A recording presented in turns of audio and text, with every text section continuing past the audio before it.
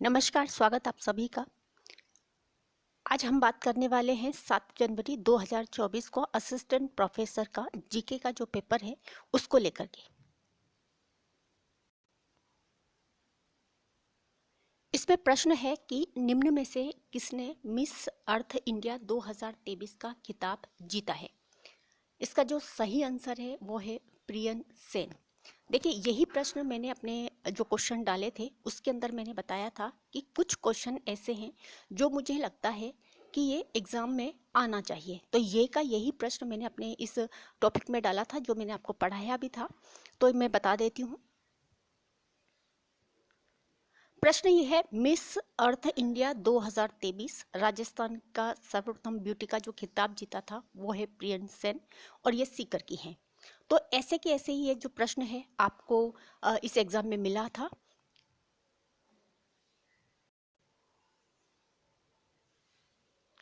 अगला जो प्रश्न है वो है 25 सितंबर 2023 को प्रधानमंत्री ने किन दो स्टेशनों के बीच चलने वाली राजस्थान की तीसरी वंदे भारत ट्रेन को जो है हरी झंडी दिखाई थी। तो यह जो इसका जो ऑप्शन है वो है जयपुर से उदयपुर के बीच में 25 सितंबर 2023 को जब मैंने ये प्रश्न डाले थे तो मैंने ये बताया था कि ये जो प्रश्न है वो बहुत इम्पोर्टेंट हो जाता है और ये एग्जाम की दृष्टि से आने वाला भी है।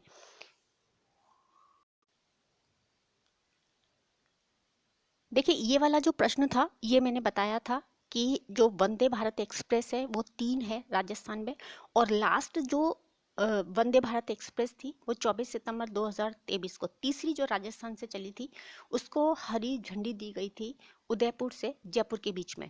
ये आंसर मैंने बताया था आपको और ये प्रधानमंत्री मोदी साहब के द्वारा 24 सितंबर 2023 को राजस्थान की तीसरी वंदे भारत एक्सप्रेस को हरी झंडी दिखाई दी थी।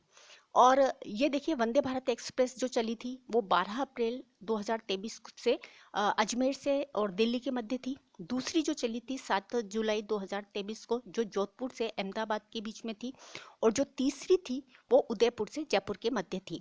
तो ये जो एग्ज़ाम में प्रश्न जो पूछे गए थे वो बहुत इंपॉर्टेंट थे, मुझे लग भी रहा था और इसी वजह से मैंने ये जो प्रश्न थे वो मैंने ये कहकर बताए थे कि ये जो प्रश्न है वो बहुत इंपॉर्टेंट है और इनका एग्जाम में आना बहुत ज़रूरी है और ये आए भी हैं।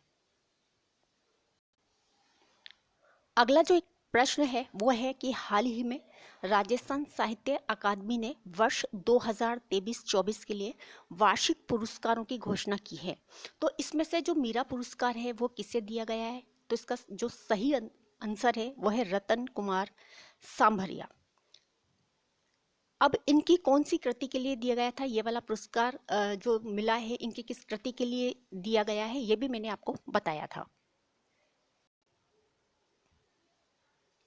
प्रश्न ये है, वर्ष 2023 का सर्वोच्च मीरा पुरस्कार जो दिया गया है वो रत्न कुमार सांभरिया को दिया गया था और ये जयपुर के हैं। इनकी जो कृति थी या उपन्यास जो था वो सांप के लिए है और यह जो पुरस्कार है वो राजस्थान साहित्य अकादमी उदयपुर के द्वारा दिया जाता है। तो इस तरह से ये जो प्रश्न है ये भी एज इट इज आया है।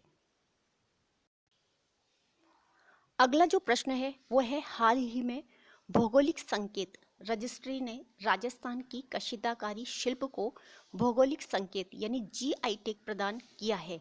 यह शिल्प किस स्थान का प्रसिद्ध है?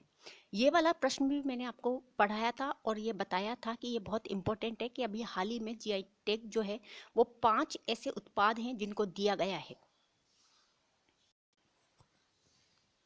देखिए, ये वाला प्रश्न भी मैंने आपको बताया था कि राजस्थान के कितने उत्पादों को जीआई टैग यानी जो भौगोलिक संकेत है वो दिया गया है। तो ऐसे राजस्थान के 5 जो उत्पाद थे उनको दिया गया था।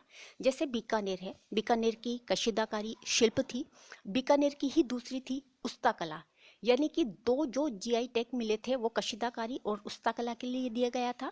और बंदेज जो जोधपुर की थी, कोफ्त गारी धातु शिल्प ये उदयपुर की थी और जो पिछवाई कला है वो नाथ द्वारा राजसमंद की थी। तो ये जो प्रश्न था उसमें से जो एक प्रश्न जो है ये आपके इस एग्जाम में मिला है।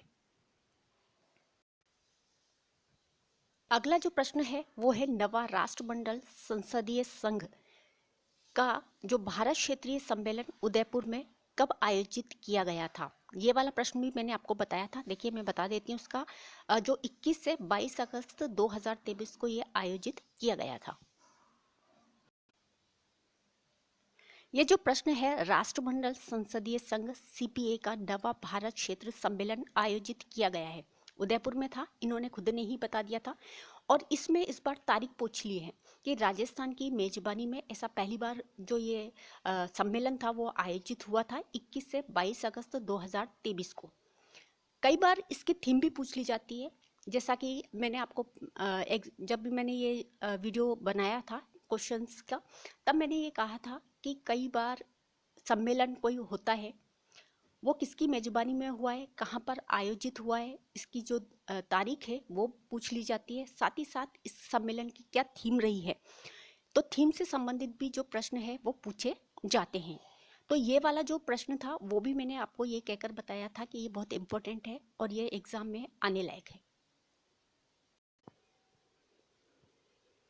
जिस किसी स्टूडेंट ने अगर ये एग्ज़ाम दिया है तो ज़रूर कमेंट करके बताएं, क्योंकि एग्ज़ाम में 4 से 5 अगर प्रश्न मिलते हैं तो ये बहुत अच्छी बात है, क्योंकि कंपटीशन में आपने देखा होगा पॉइंटों का भी बड़ा खेल होता है। यदि आपके 4 से 5 क्वेश्चन आपने अगर इस वीडियो को देखा हो तो आपके सही हो गए होंगे, तो मुझे बहुत खुशी है कि आपके जो ये क्वेश्चन है वो सही हो जाएं। और ज़्यादा से ज़्यादा आप मुझे कमेंट्स करके ज़रूर बताएं कि किन विद्यार्थियों ने इस एग्ज़ाम को दिया था। वीडियो देखने के लिए आप सभी का बहुत बहुत धन्यवाद।